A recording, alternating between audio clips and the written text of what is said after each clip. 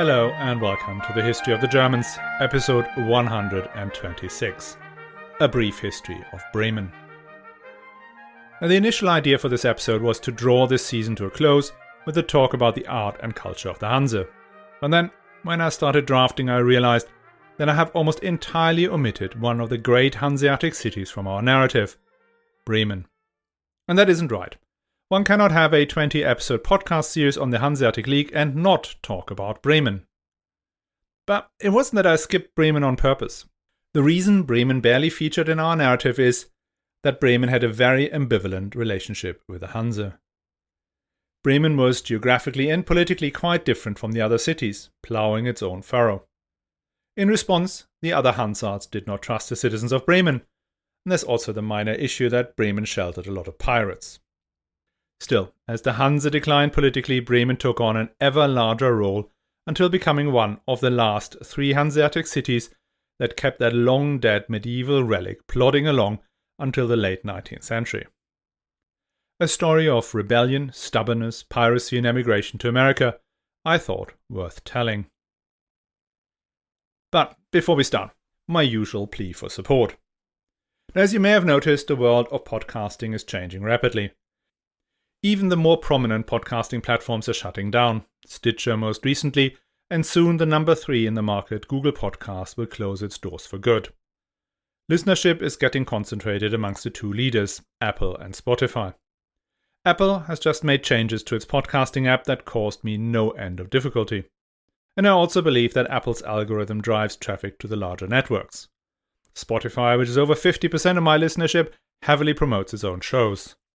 And at the same time, the social networks like Twitter, where I find most new listeners, are falling apart without a suitable replacement. So all that makes it ever harder to reach people who may be interested in the podcast.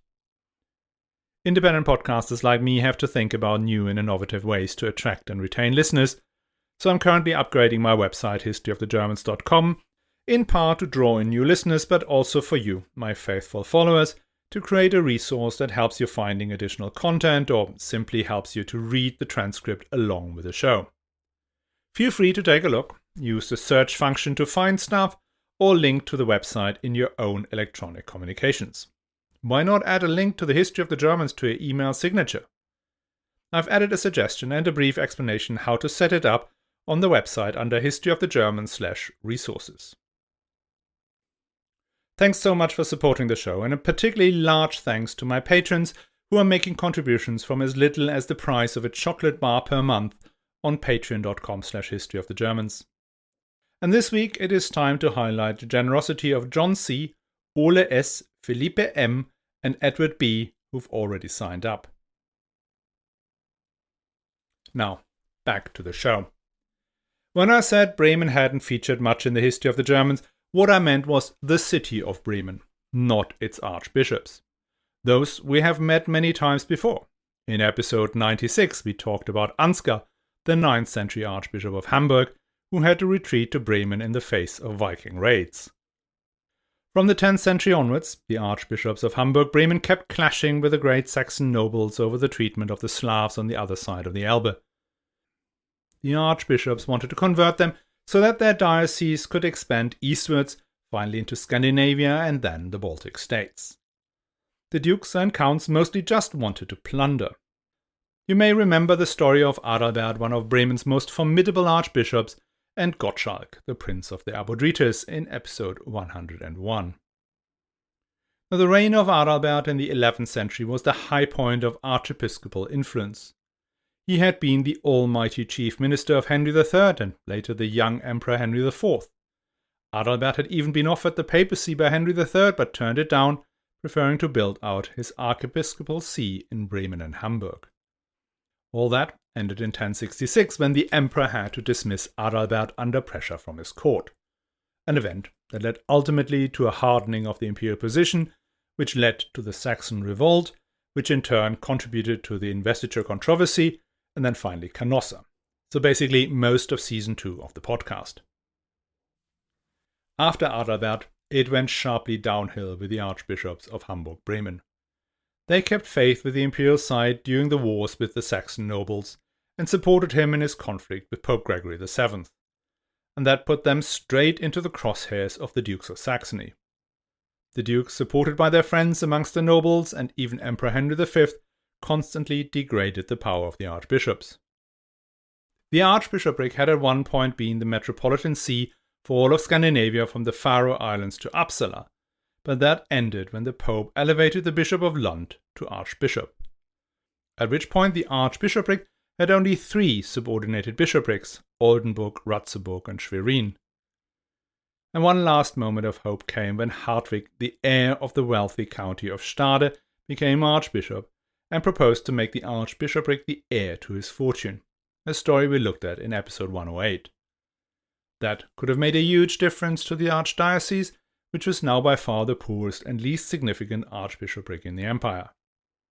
But that was not to be. Henry the Lion coveted the lands of Stade, and being best mates with the Emperor Barbarossa managed to expel Hartwig from his ancestral lands. And as a final nail in the coffin, the Emperor also removed the 3 remaining suffragan bishoprics from Bremish control, handing them over to Henry the Lion. That is the situation in the 12th century when the Hanse is getting going. Bremen, an ancient city, is the seat and only possession of the poorest archbishop imaginable. Now, the archbishop may have become poorer and poorer in the 300 years from 900 to 1200, but the city and its burghers had prospered in the medieval economic boom. Bremen is in a very attractive geographical position. It sits near the mouth of the Weser River, roughly 50 kilometers from the North Sea. That sounds like a long way, but the river is still tidal down to the city, which allowed even larger ships to come up all the way. Moreover, the city sits on the highest point of a 23-kilometer long ancient sand dune that gives it a mighty elevation of 15.2 meters above sea level. Not exactly alpine, but given the vast marches between Bremen and the sea, averaging an elevation of just 3.3 meters, the significance of this dune becomes clear. Bremen was one of the few places for miles around where your feet remained dry even in high water. The Weser is one of the 3 main German rivers going into the North Sea. The largest and commercially most important is the Rhine, which gave rise to the wealth of Cologne.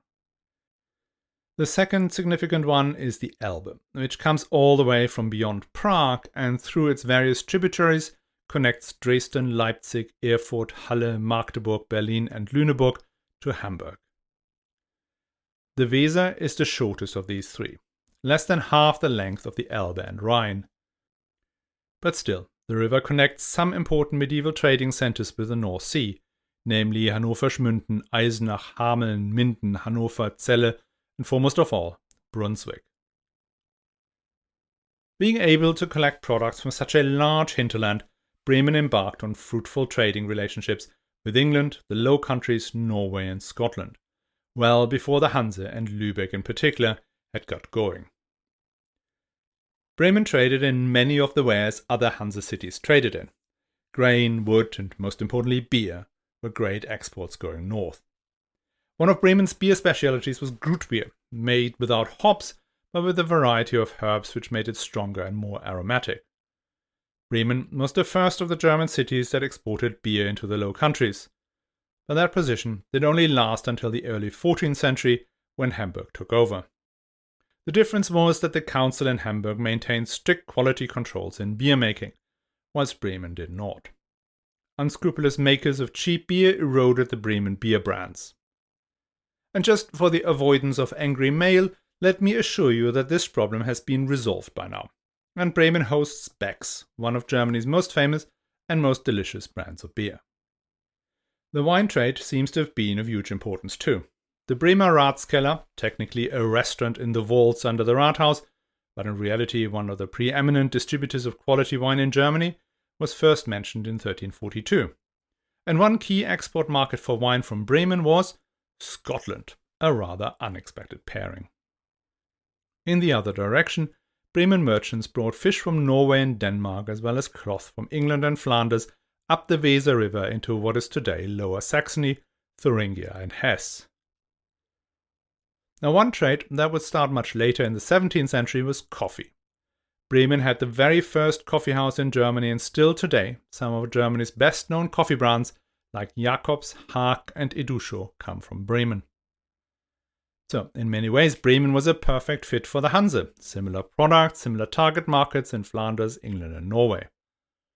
But in many other ways it wasn't. Bremen trade was oriented in a north-south direction, similar to Cologne. The Hanse's focus on the Baltic and the trade between the east and west had little interest for Bremen. In fact, some of the Hansards provided unwelcome competition to the traders in Bremen. Beyond the economic conditions, the city of Bremen was also politically in a very different position. Bremen lay at the outer edge of the Hanse territory. The closest Hanse cities were Stade and Buxtehude, both more than 80 kilometers away. Instead, their neighbors were to the south, the powerful Dukes of Brunswick, the descendants of Henry the Lion.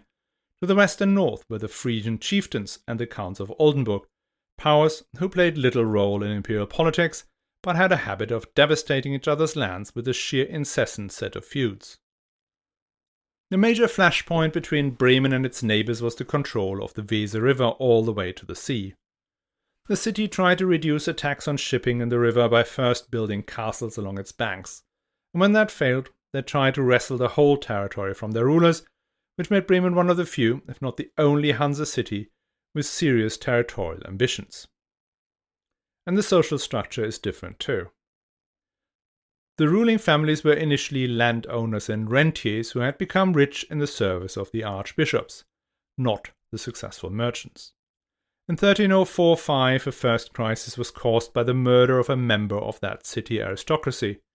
The subsequent feud ended with the creation of a new statute for the city that reduced the power of some of these Geschlechter, or great aristocratic houses. The story repeated itself in 1349 when an aristocrat accidentally murdered a merchant member of the council, creating another armed conflict that ended with the expulsion of another batch of aristocrats. The council is reorganized in 1308 and 1330 and now recruits from three separate groups. The first were the members of the 30 patrician families. Then the second was called the Mehrheit, were representatives of the upper middle classes, the artisans and smaller merchants. And finally there was the Wittheit, a sort of assembly of experts.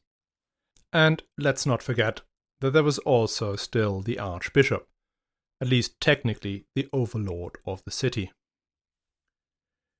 These differences may explain why Bremen had been expelled from the Hanse on multiple occasions. The first time in 1285, when the Hanse was forcing the King of Norway to accept the privileges of the Kontor in Bergen. Bremen had been trading with Norway long before the Counts of Holstein could even dream of turning old Lübbice into the city of Lübeck.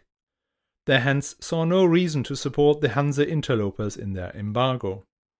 Their calculation was that if they would support the Norwegians, they would gain all the privileges the other Hansards were trying to gain by force. Well, you know that did not work out, and so Bremen took a long time to get back into the stockfish trade.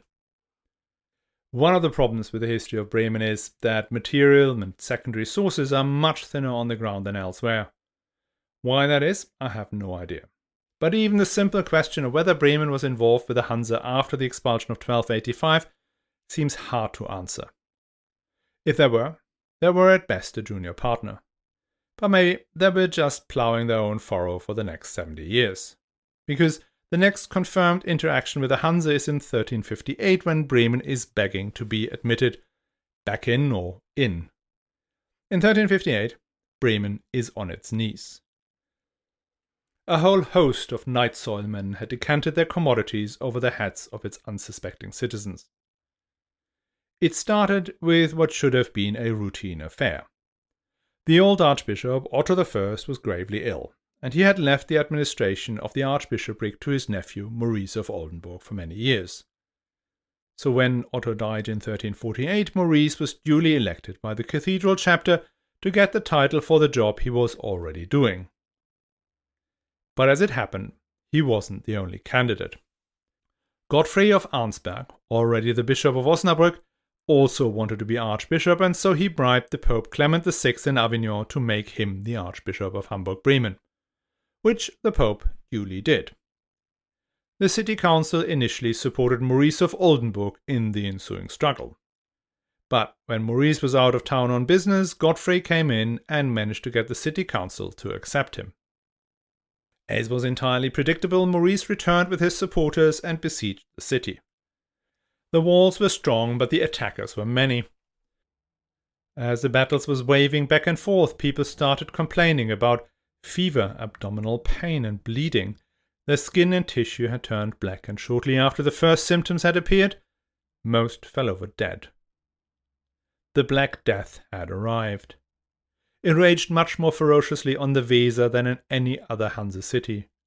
Somewhere between half and 2/3 of its 15,000 inhabitants perished. Warfare had to stop, and the two combatants decided that Godfrey would get the title, but Maurice would get the job. Once the plague had subsided, the city needed to rebuild its population. The council therefore opened its gates to anyone, including serfs, to come and live in Bremen as free men and women. Now that sat increasingly awkward with the Count of Hoya, who had become Archbishop Godfrey's strongest supporter.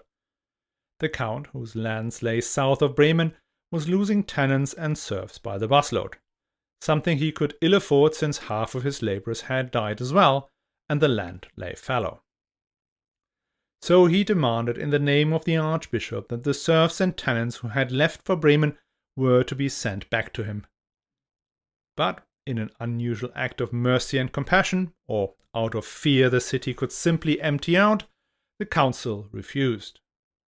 At which point the parties decided to resolve the problem of depopulation by resuming hostilities.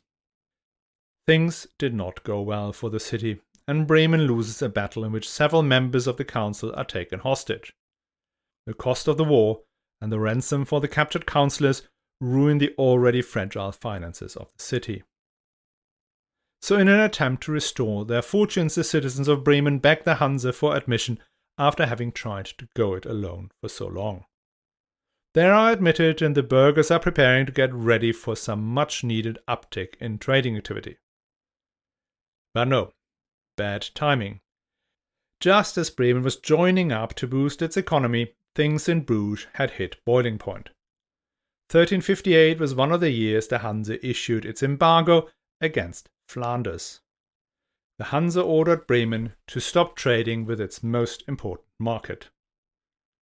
The desperate Bremer merchants said sod this for a game of soldiers, so they break the embargo. At which point the Hanse comes down on them like a ton of bricks. Stick with the embargo or you're expelled and blocked from all Hanse ports. So they go along, join the embargo, and take even more pain.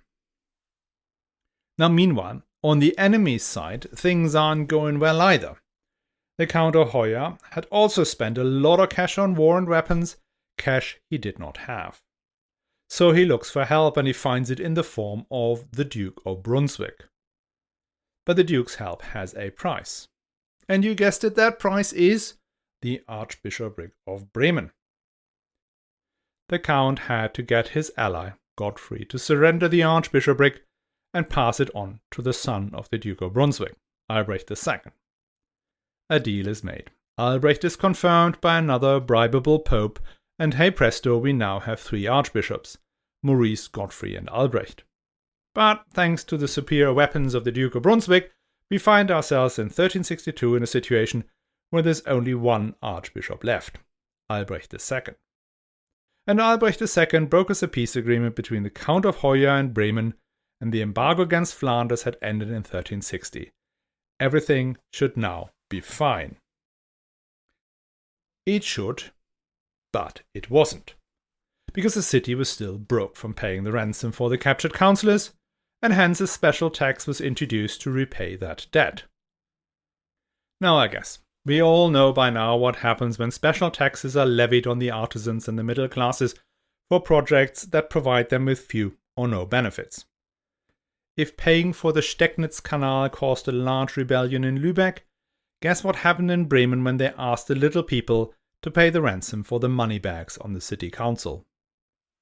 The lower classes gathered together in what they call the Grand Kumpanien, first to vent their grievances about the tax, but that soon turned into demands for the overthrow of the 30 families, to have an elected council members, and just generally freedom. On the morning of September 16, 1365, a large crowd assembled for a demonstration that quickly got out of hand. Leaders of the Grand Company raised the city banner and armed their followers. They broke into the homes of prominent council members, pushed and shoved them around, and said very rude things about their mothers. But they did not apprehend or seriously harm anyone. Still, the retaliation of the patricians came swiftly. Remember that a wealthy city councillor lived a lifestyle not very different to a knight in the countryside. That was even more so the case in Bremen. Most of them were trained in all the knightly arts, namely in the art of killing. These guys put on their armor, closed the gates, and rode out to slaughter the insurrectionists. Successfully, as you would imagine. By the evening, 18 leaders of the rebellion have been captured, convicted, and executed. The surviving insurrectionists fled in the night. Their possessions are seized and used to repay the city's debt. Okay, that was painful, but now things should calm down, right? No, still not. Because there's our Archbishop Albrecht II, who turns out to be a bit of a bad egg. Albrecht's biggest problem was that he liked to spend money, including money he did not have. Well, mostly money he did not have. And the need for money made him do some odd things, including becoming a pirate. The Archbishop had an accomplice, Johann Hollemann, the black sheep of a family of Bremen patricians. Hollemann had been a successful pirate since the 1350s, causing no end of problems for his hometown. But they couldn't do much about him since he lived in a fortified castle inside the city of Bremen, had lots of money and connections. So the Archbishop and the noble pirate kept plundering ships on the Weser that had taken the ground on low tide, claiming that they were now subject to salvage. Given this level of financial urgency, Archbishop Albrecht was very excited when the surviving insurrectionists from Bremen knocked on his door. A group that included his pirate buddy, Johann Hollemann. Together they came up with a plan to get hold of the city of Bremen and seize the wealth of its great patricians. The Archbishop was to hire some mercenaries, and Hollemann and the others would organize another uprising in the city. In the night of 28th to 29th of May, the conspirators opened the gates to the Archbishop's soldiers.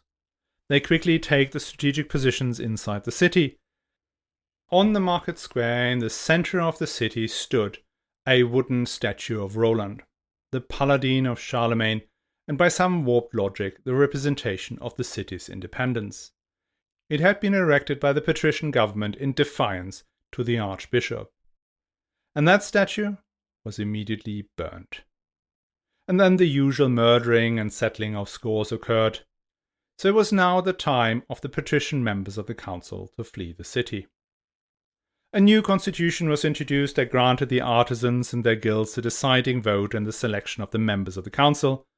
Bremen was to become a city ruled by the middle classes under the benign overlordship of the Archbishop pirate Albrecht II.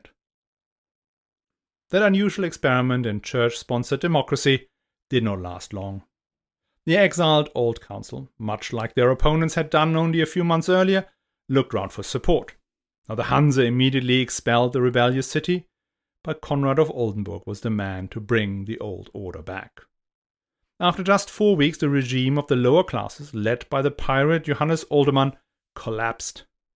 The Oldenburgers' army entered Bremen with the help of those who did not want to return under archiepiscopal control. The insurrectionists were caught and killed on the spot. Johannes Hollemann was besieged in his castle in the city, and once the soldiers had entered, they hanged him and his men in front of the house, or according to other accounts, had him broken on the wheel. Only after that did calm return to Bremen. The patricians accepted that to avoid further rebellions, the artisans and their guilds needed to get better representation on the council.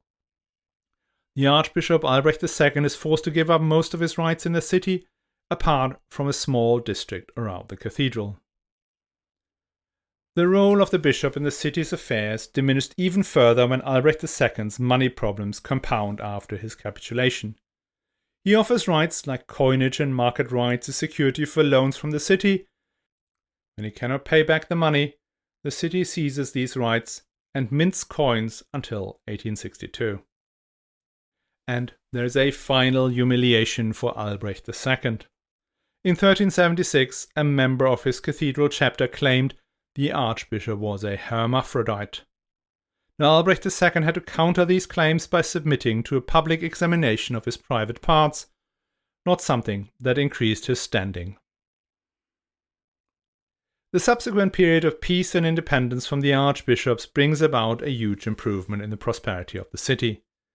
Bremen conquered the lands on the left and right bank of the Weser, going down to the mouth of the river.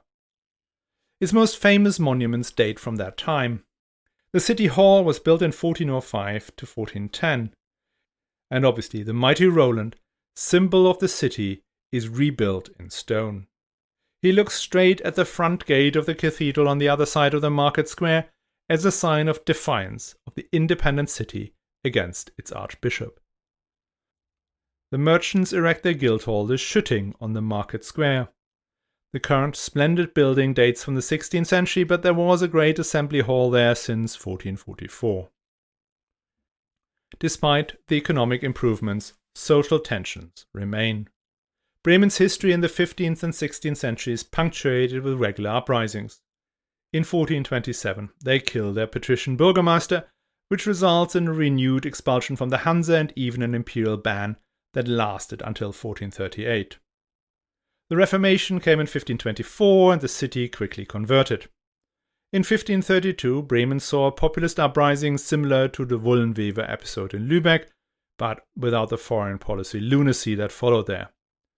Bremen then oscillated between Lutheranism and Calvinism for about 120 years.